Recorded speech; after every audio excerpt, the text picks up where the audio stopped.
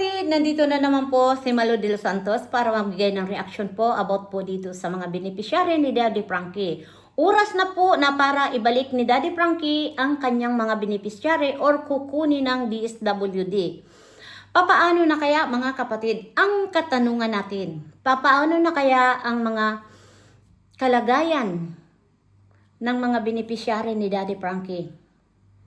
Diba po? Ngayon nakakapag-alala dahil nasanay na po sa maranyang buhay ang kanyang beneficiary. Papaano na kaya?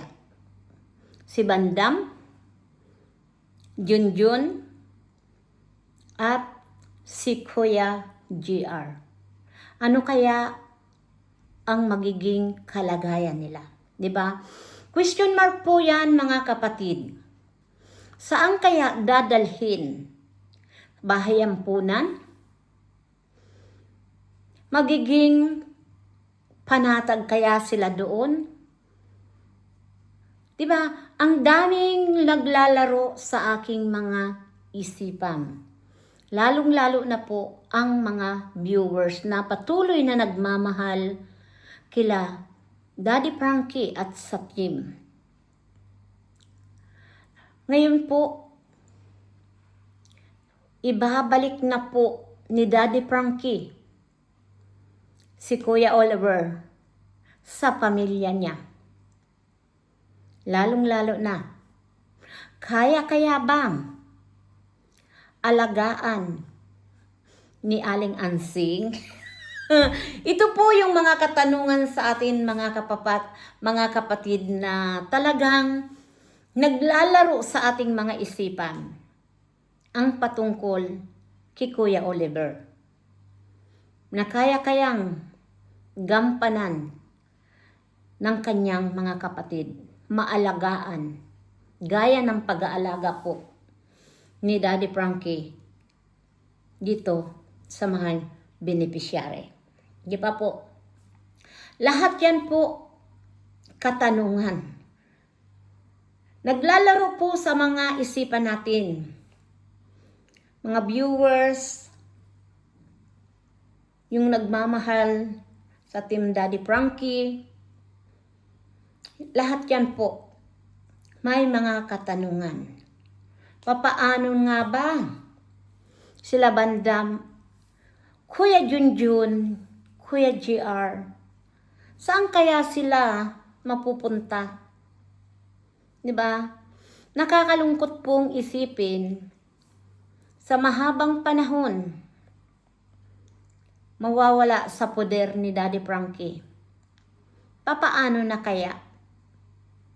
Babalik po ba sila sa lansangan? O mapapabuti po sila sa bahay ampunan kung saan sila dadalhin ng taga-DSWD? Yan po ang mga katanungan po natin mga kapatid. Ano?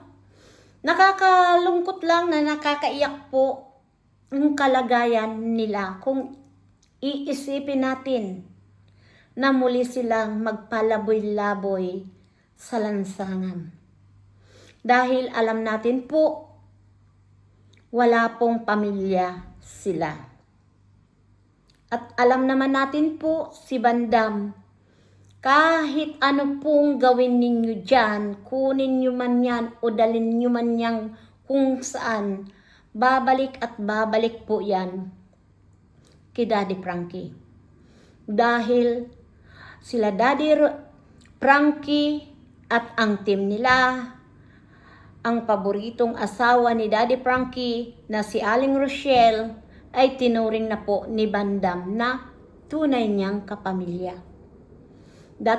Dahil alam naman natin kung papaano siya minahal ng pamilya ni Daddy Frankie. Di ba po? Kung tutuusin po, iisipin natin. Nakikita naman natin po kung paano si Bandam, kahit po yan isip bata, nararamdaman niya po yung pagmamahal sa kanya ng Team Daddy Frankie. Di ba po? alam naman po natin na si Bandam po mahal ng mga viewers at sponsor. Kung natatandaan nga po natin na may nagpadala nga po na 11,000 kay Bandam, 'di ba? Kaya yun po ay nakikita po natin na maraming nagmamahal kay Bandam po. At iyan po ay inaayaan ni Daddy Frankie na yung pera na natatanggap niya galing sa sponsor, siya lang po ang humahawak. Kahit anong sabihin ni Aling Rochelle Vlog, ngayon suportahan po natin, hindi po talaga ipinagkakatiwala ni Bandam. Di ba po? Kaya, papaano na kaya sila? Lalong-lalo na po, si Kuya Junjun at si Kuya JR. Ano kaya po ang magiging kinabukasan nila pag wala na si Daddy Frankie? Diba po? Nakakalungkot po, ano? Dahil oras na po na ibalik ni Daddy Frankie o kunin ng taga DSWD po ang mga beneficiary ni Daddy Frankie. At ito nga po, isang katanungan. Kaya nga ba arugain or alagaan, suportahan ng kapatid ni Kuya Oliver? Lalong-lalo na si Aling Ansing. Malaking responsibilidad po ang kagaya po kay Kuya Oliver na hindi pa po wastong magaling. Wastong magaling. Alam niyo po mga kapatid, ako'y nalilito at sasabihin ko sana na hindi pa talaga 50-50 pa lang po ang pagaling ni Oliver. Nakakalakad na po, pero yung kausapin mo po, hindi pa ganun po siya ka galing. At may mga sablay pa nga po, di ba? Kung anong sasabihin mo, doon siya umaayon. Di ba po? Papaano na po? Nawala pa ngang bahay si Oliver, hindi pa nga nasisimulaan po. Kaya para sa akin po, ay bakit hindi na lang natin ayaan sa boder ni Daddy Frankie, di ba po? Dahil kaya naman ni Daddy Frankie, afford naman ni Daddy Frankie na mabigyan sila ng magandang buhay, na napapakain sa tama, napapainom ng gamot sa tama. Di ba po? Kung talaga pong magaling na po ang mga beneficiary ni Daddy Frankie, pwede niya nang i-let go yun. At alam nila kung saan sila pupunta. Kung may pamilya nga po silang uuwian. Like Bandam. Di ba po?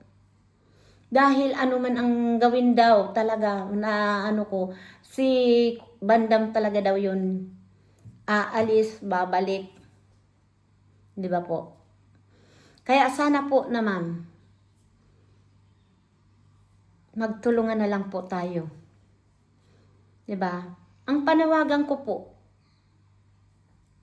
ito po ay paulit-ulit ko pong panawagan po sa mga government natin, sa pamahalaan, na sana po ayaan na lang natin.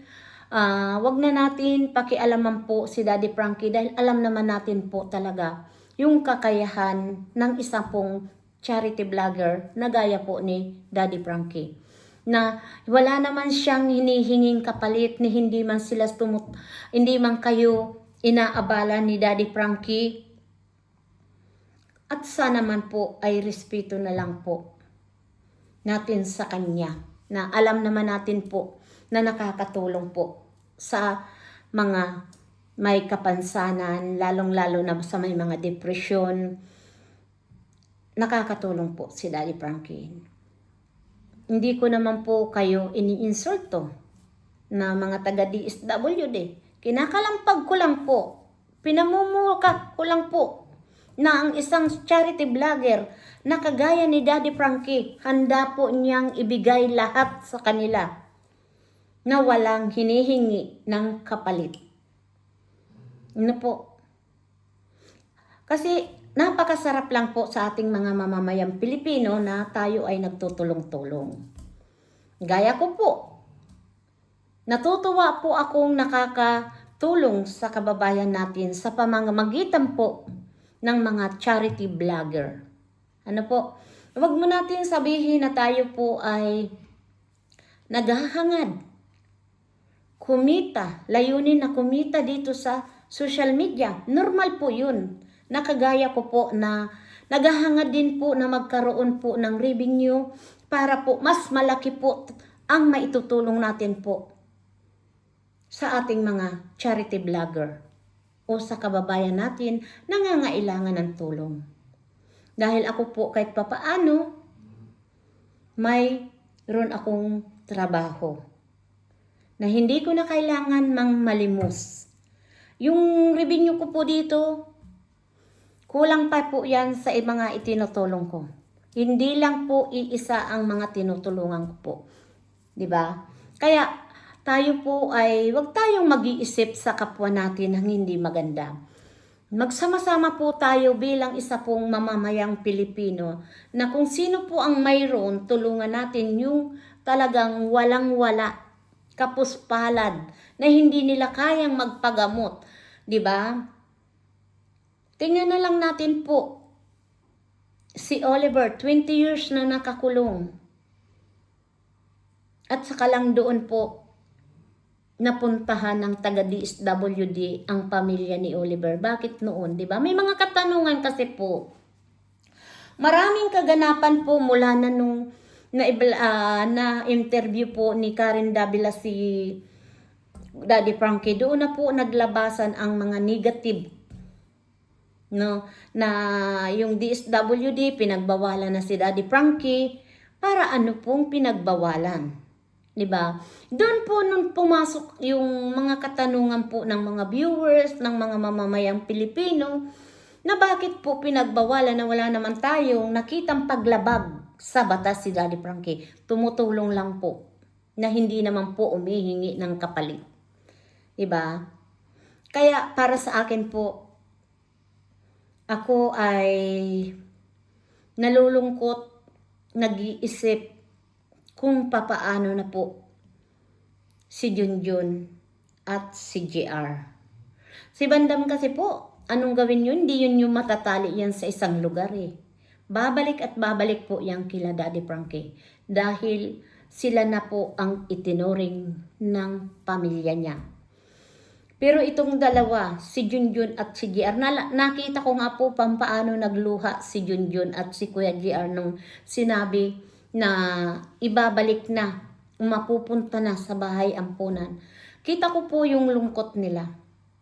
Dahil sa bahay ni Daddy Frankie, kahit anong oras, kakain sila. Doon sa bahay ampunan, hindi po. Hindi nila magagawa. Ihintayin nyo po yung oras, talagang kakain sila. Sa bahay ni Daddy Frankie, sa shelter, nandyan si Ate Pili na nag-aalaga at nagbibigay ng gamot, nagpapakain, napapaliguan ng maayos, nabibihisan ng maayos. Di ba po? Kaya, tingnan na lang natin po kung ano po ang magiging kinabukasan po nitong mga beneficiary ni Daddy Frankie na nasa shelter. Kasi oras na po na kukunin sila. Ano po? Nakakalungkot po, mga kapatid. Maraming salamat po at patuloy na lang natin pong suportahan si Daddy Frankie. Kung may paraan talaga makakatulong. Sabi nga ni Daddy Frankie, kahit anong mangyari, tutulong siya at tutulong sa ating mga kababayan na nangangailangan. Kung gustong tumulong, may paraan. Kung ayaw naman tumulong, maraming dahilan. Ayan, hanggang dito na lang po mga kapatid.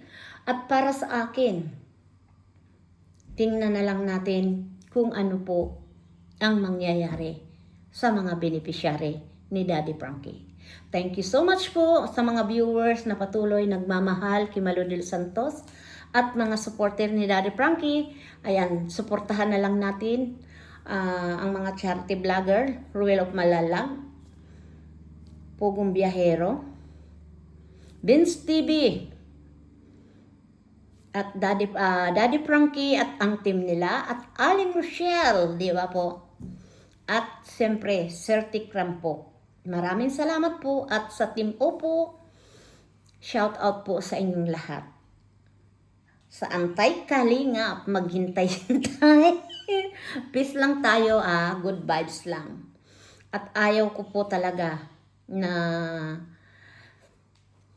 malungkot, dahil sa ngayon po talaga ako ay kailangan ko pong i-let's go po, na gusto ko pong ibalik ang dati kong masiyahin, dahil sa ngayon po talaga nararanasan ko pa po ang umiyak ng umiyak na hindi ko po mapigil ang sarili ko. Kaya marami pong salamat sa inyo. We love you so much po sa patuloy ninyong pagsuporta po kay Maludil Santos. Thank you so much. Bye-bye.